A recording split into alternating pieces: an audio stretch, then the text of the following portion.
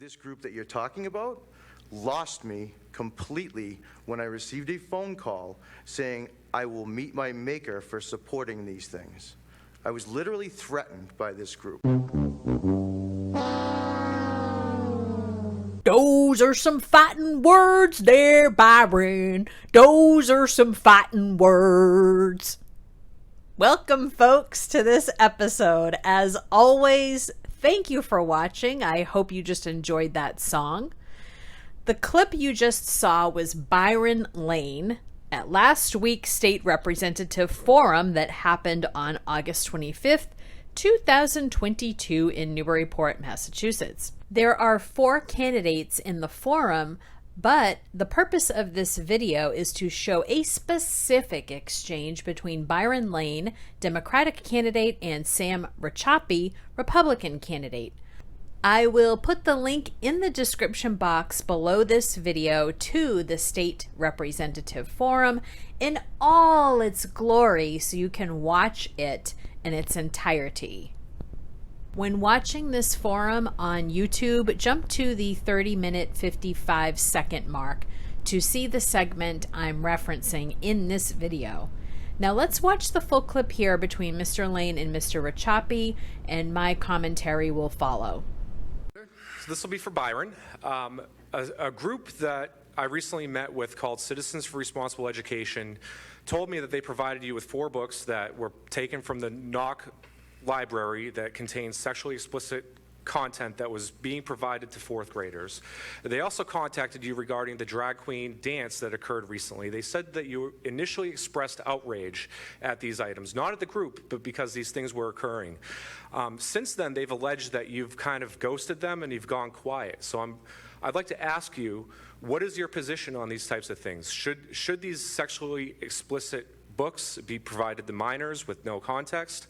And should the taxpayers be paying for things like drag queen dances at taxpayers' expense? Yeah, sure. I was approached by them, and again, I feel it was because I listened to them. That's how, again, like I live my life by listening to people. These books, I brought it to the attention of the mayor. Ultimately, that's his decision, and connected the two so they could have a conversation. This group that you're talking about lost me completely when I received a phone call saying I will meet my maker for supporting these things. I was literally threatened by this group, okay? So in terms of the NYS dance, the problem there was communication. It was put out in a manner that was put out as drag yourself to the drag show.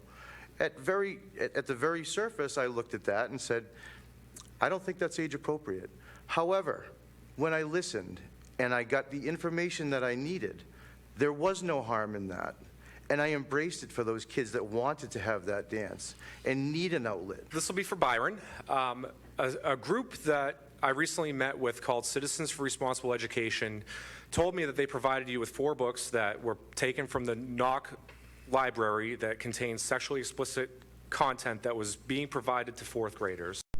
Here Sam talks about the books that were discovered at the Knock Middle School library, and I also met with Citizens for Responsible Education and learned about 2 of the 4 books that Byron claims he took to his meeting with Mayor Sean Reardon. I'm going to show some of the content in these books. I won't go into great detail because I'm trying to keep this video within a reasonable time frame. I want to make this clear in this video that Howl was available at Newburyport High School, and Am I Weird? Is This Normal? Is available at the Mullen and the Knock Middle School. I also would like to welcome 2 special guests today, Byron Lane and Mayor Reardon. So they will be here to also take a look at these 2 books and the content that is in them. So let's get started. One of the books that Byron was given from the group to take to his meeting with Mayor Sean Reardon is called Howl by Allen Ginsberg. And when you search for this book online, there are many copies out there. However, the one that was at the school had large graphics and colorful illustrations, so it would be more appealing to kids. And the older versions do not look like this at all. So let's take a look at a few of the illustrations in Howl and ask yourself, does this belong in a high school library? Feel free for this section to stop the video and take a look at the next 4 slides. It starts with the Newburyport High School barcode on the book Howl, and then there are 3 other slides with very graphic illustrations. Take a long, hard look and see exactly what you're looking at and exactly what the text says. It really makes you wonder, when Byron and Mayor Reardon were having this meeting, looking at Howl, taking a long, hard look at these illustrations and the text, I really wonder what their comments were. Do you guys have any comments right now? Would you like to chime in and tell us what you think of this content? I have another question for our 2 special guests today. Did you know that Allen Ginsberg was a proud member of NAMBLA? Oh, is that a question? Oh, you guys are probably wondering what NAMBLA is. Well, let me explain to you what NAMBLA is. It's the North American Man-Boy Love Association. And this slide is directly from the NAMBLA website. Allen Ginsberg is quoted as saying, "Attacks on NAMBLA stink of politics, witch hunting for profit, humorlessness, vanity, anger, and ignorance. I'm a member of NAMBLA because I love boys too. Everybody does, who has a little humanity." The second book that Byron brought to the meeting with Mayor Sean Reardon is called Am I Weird or Is This Normal? And there's a graphic here that illustrates all the details of what is in this book. This goes beyond menstrual cycles and how babies are created. On the Citizens for Responsible Education Facebook page, they have a caption next to this graphic. Newburyport parents, are you aware that your middle schoolers grades 4 through 8 can take out these books out of the Mullen and Knock middle school libraries without your permission? Am I weird or is this normal? Explicit encourages exploration of all kinds of behavior. I'm not going to say those words. You can read it. There's another book called Lily and Duncan. It introduces the idea of self-harm. I also want to show a review of Am I Weird? Is This Normal? This review dates back to 2006. This is off of Amazon. Only buy this book if you want to give explicit instructions to your child on how to receive and give blank blank. Just happened to open this book up at the library and could not believe my eyes. Cover indicates that it could be good for adolescent children. The page I opened up to read like something out of a porn magazine. Unbelievable. I am liberal-minded and do not believe in censorship generally, but this is way off base to be recommended for children. These books, I brought it to the attention of the mayor. Ultimately, that's his decision, and connected the 2 so they could have a conversation. According to Citizens for Responsible Education, after this alleged meeting happened between Byron Lane and Mayor Sean Reardon regarding these books, they never did hear anything back from Mayor Reardon, and Byron Lane has yet to return these books to the group. They also contacted you regarding the drag queen dance that occurred recently. They said that you initially expressed outrage at these items, not at the group, but because these things were occurring. Since then, they've alleged that you've kind of ghosted them and you've gone quiet. So I'd like to ask you, what is your position on these types of things? Should these sexually explicit books be provided to minors with no context? And should the taxpayers be paying for things like drag queen dances at taxpayers' expense? Yeah, sure. I was approached by them, and again, I feel it was because I listened to them. That's how, again, like I live my life by listening to people. Make sure to take note of that statement he just made about how he listens to people. He went on and on this entire debate, stating again and again how he listens to people. That statement is going to bite him in the butt by the end of this video. This group that you're talking about lost me completely when I received a phone call saying I will meet my maker for supporting these things. I was literally threatened by this group. Ah, Byron, what a tangled web we weave, huh? So he is stating here that Citizens for Responsible Education, the group out of Newburyport that he met with called him and threatened him. So let's get ready, Byron. We're going to see some receipts. Receipt number 1. Oh, come on down. This is receipt number 1. This was an exchange that was taken off of Facebook in May when the entire drag dance situation was happening. It's between Byron Lane and fellow city councilor Jenny Donahue. So Byron Lane says, Jenny Donahue, all of the calls I received have been from non-residents, and I will tell you they are awful to listen to. One told me, quote, I can explain to my maker what I did to the kids. Seriously, my answer was, I have talked to my mom about it, and she sees zero harm, and she's my maker. So there's that. I hope it's a great event for the kids and not a single person against it shows up. Maybe they should feed their own lawns the BS they are spewing and stay out of Newburyport's business. Fellow city councilor Jenny Donahue replies, exactly. When I told my mom about it, my maker just said, quote, none ya, as in none your business. And that's what I'm going to tell the next person that calls me. My mom told me, none your business, LOL. I want the residents of Newburyport to take note of this exchange. There will be more about this coming up. This is what your city councilors think of you. When you call and you are concerned about a drag host who's hosting a teen dance for kids and he has half-naked imagery on his social media, this is what they think of you when you call and you're concerned. Let's go over to Citizens for Responsible Education's Facebook page, since they've been talked about so much in this video. At the time of this recording, they have 1,010 people that like this page, and 1,169 people follow this page. So Byron Lane made some comments on their Facebook page following his false accusation that he made at the debate, saying that this group called him and threatened him. So let's pull up some more receipts and see what he has to say. We're back at the Citizens for Responsible Education's Facebook page to read the replies that Byron Lane had to their post regarding the debate and regarding what he said. So they say here, you need to set the record straight on all your social media.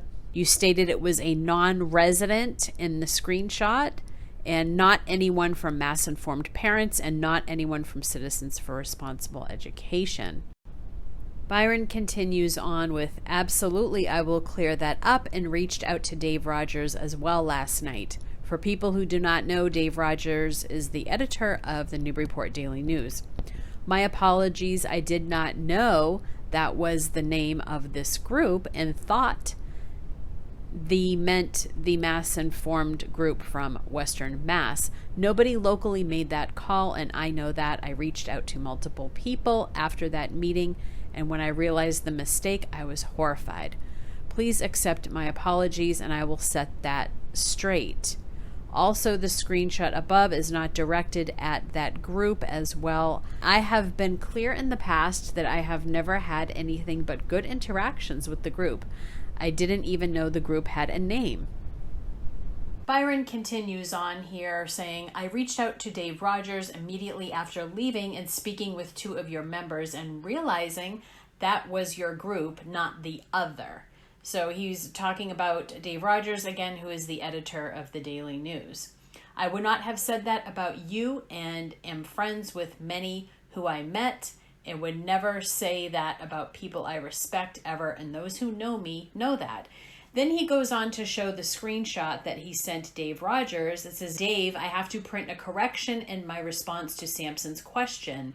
I thought he was talking about Mass Informed Parents, not the local group. The threat did not come from the local group. And at this point, I'm thinking to myself, and maybe some of you are thinking the same thing, do we need to give you a shovel? Because you're just digging your hole even deeper. After reading this screenshot that he sent Dave Rogers and talking about mass-informed parents, this just seems very strange. Your exchange with Jenny Donahue from May mentioned some non-resident. It didn't mention mass-informed parents. It didn't mention Citizens for Responsible Education. It was a non-resident. So it just seems that you're just digging your hole even deeper here. So now you're going from one false statement about Citizens for Responsible Education, and now you're interjecting another group that has nothing to do with the so-called phone call you got. It's the whole thing. Just it's very interesting, because you would think that when you're involved in something, if there's an incident or situation that happens to you, your memory is best right when it happens, which would have been for him. I would have thought it would have been in May when he had that exchange with Jenny Donahue on Facebook. So whatever you said then, I would think would be the most accurate, because that was right in the middle of the whole drag dance debacle. So now, a few months later, now you're getting confused. It just doesn't make any sense. Sam's question was very direct. The other part of this whole situation, which is very interesting, for the better part of an hour during this debate, Byron continually told the viewers that he listens to people, and part of his job is listening to people. Yet he can't even listen correctly to what Sam asked him. Sam was very direct. He said the group was Citizens for Responsible Education. He talked about the books that he was bringing to Reardon's meeting. He told him that you met with these people. It was very clear what group Sam was talking about. He was not talking about mass-informed parents or any other group. So if you're such a great listener, then you would have understood what the question was. And you wouldn't have had to backpedal and say, oh, well, I got confused. I didn't know who he was talking about. He told you who he was talking about. Very simple. Byron has had a week to issue an apology to Citizens for Responsible Education on his Facebook profiles. He has 2 of them. When you go there, I have the screen recordings here. There's no apology listed there. And yes, he did put one on Citizens for Responsible Education's Facebook page, which, by the way, I will put a link to their Facebook page in the description box below. So yes, he did issue an apology there. However, if you're being fully transparent and having full disclosure, you should have it on your own personal profiles. Now, one of the members did receive a screenshot from Byron, and it looks like it came from his personal profile. It does issue an apology. However, nobody knows how long it was up there for, maybe 10 minutes or so, because when people went to check back, they said it wasn't there. So if you screenshot something and published it and then took it down, that doesn't count. That doesn't count as a full apology, because you know very well that the chances that people might see that, if they're at work or they're busy during the day, they might not even see that at all. If you want to totally be a leader 100% owns up for what they did wrong, and they don't put something up and then take it down 10 minutes afterwards. You keep it up there the whole time, because that debate is going to be watched, and then people will go to your profile and say, "Oh, I guess what he said was correct. He hasn't taken back any statements." Only if they come to the Citizens for Responsible Education page will they see that you actually issued an apology and admitted that you were wrong, but your own followers probably didn't even see it. They also contacted you regarding the drag queen dance that occurred recently. They said that you initially expressed outrage at these items, not at the group, but because these things were occurring. Since then, they've alleged that you've kind of ghosted them and you've gone quiet. So I'd like to ask you, what is your position on these types of things? And should the taxpayers be paying for things like drag queen dances at taxpayers' expense. So there we just heard Sam pose his question regarding the NYS dance and drag dances, and should taxpayers be paying for these types of events. We are going back to the Citizens for Responsible Education's Facebook page because a commenter actually asked this same question of Byron in the comments. Brandon Harris says to Byron, "I'm still curious how you went from being in support of our position to the opposite side. Either drag queens are appropriate for 13-year-olds or they are not. There is no nuance." So Byron replies, "When there was no use of tax money involved, it was in my eyes a private event. I cannot in good faith stop any group who wants to have their own event. I asked a few of the group if there was no spend of tax money, is there an issue? The answer was no. There was a lot of bad communication and miscommunication from the city on that, and watching how it transpired on all sides, I could see that." Brandon Harris follows up and says, "I thought it was sponsored by NYS. Isn't Andy Egmont a city employee? And doesn't the city fund NYS? I'm confused." Which that's a great point to make, because if you're saying tax dollars aren't being spent, but yet Andy Egmont, who is at NYS and she's the organizer of this entire drag event, well then yes, tax money is being spent because someone's paying her salary. Byron replies, "Until it blew up and then became basically all donated time and resources. What Andy does on her own time is up to her. There was no city money spent." Then Brandon Harris says, "The dance was billed as being sponsored by NYS. How can you say she did it on her own time?" Byron made it very clear his stance on the NYS drag dance, and then Sam Racioppi chimed in here and made a very great point. "For what it's worth, I argue that exposing minors to sexually explicit conduct is de facto child abuse, and it does not matter whether taxpayers fund it or not, or whether parents consent to it or not." Let's close out this video with Byron's final thoughts from the State Representative Candidates Forum and what he had to say about the NYS drag dance. Okay, so in terms of the NYS dance, the problem there was communication. It was put out in a manner that was put out as drag yourself to the drag show. At the very surface, I looked at that and said, I don't think that's age appropriate. However, when I listened and I got the information that I needed, there was no harm in that.